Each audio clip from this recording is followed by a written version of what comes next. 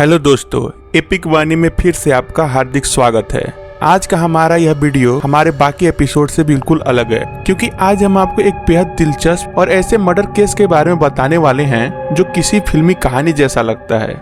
यूं तो यह मर्डर एक परफेक्ट मर्डर था, जिसमें एक पत्नी ने अपने प्रेमी के साथ रहने की खातिर अपने ही पति की इतनी चालाकी से कत्ल किया कि कोई सपने में भी नहीं सोच सकता था। लेकिन सिर्फ एक मटन सूप जैसी मामूली चीज ने इस केस का पर्दाफाश कर दिया। यह घटना है तेलंगाना में स्थित एक छोटी सी जगह नागर कर्नूल की, जहां 27 नवंबर 2017 को एक महिला एक व्यक्ति को लेकर हॉस्पिटल में पहुंचती है। इस आदमी का चेहरा पूरी तरह से झुलसा हुआ था, जिसे देखकर ही पता लग रहा था कि किसी ने उस इंसान के चेहरे पर एसिड फेंका था।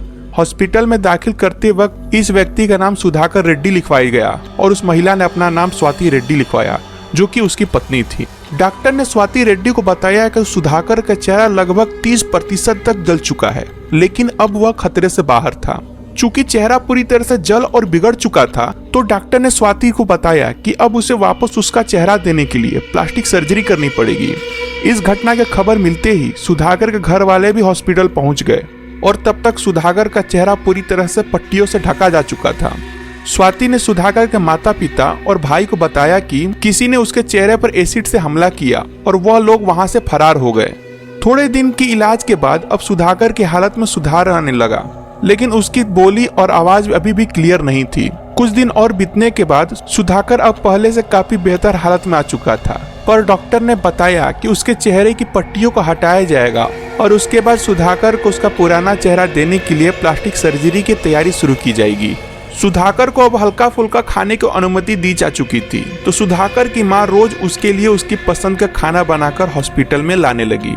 एक रोज उसकी माँ सुधाकर के लिए उसका फेवरेट मटन सूप बनाकर लाती है।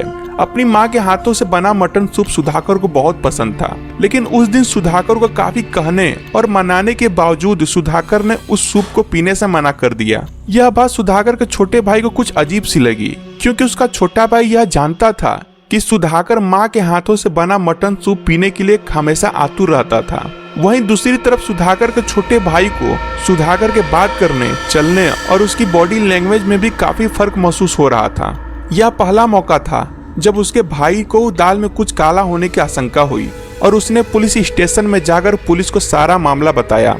पुलिस को पूरा वाकया सुनते ही यह बात अजीब लगी कि ऐसे अटैक होने के बावजूद स्वाति ने ना तो पुलिस को इन्फॉर्म किया और ना ही कोई कंप्लेंट दर्ज करवाई। पुलिस ने जब स्वाति से पूछताछ शुरू की तो स्वाति ने बार बार अपनी स्टेटमेंट बदलना शुरू कर दिया।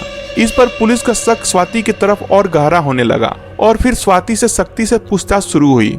चूंकि स्वाति कोई पेशेवर मुजरिम नहीं थी, इसलिए वह बहुत जल्द ही पुलिस के आगे टूट गई और अपना जुर्म कबूल करते हुए सारी कहानी पुलिस को सुनाई।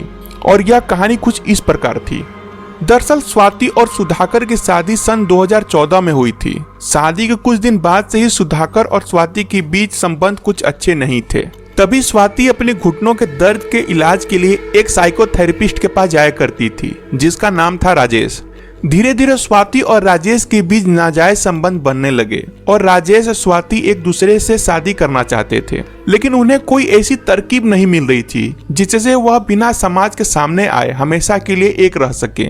एक रोज दोनों ऐसे ही कोई तरकीब निकालने के बारे में बातें कर रहे थे और टीवी पर एक तमिल फिल्म चल रही थी जिसका नाम था यावड़ू।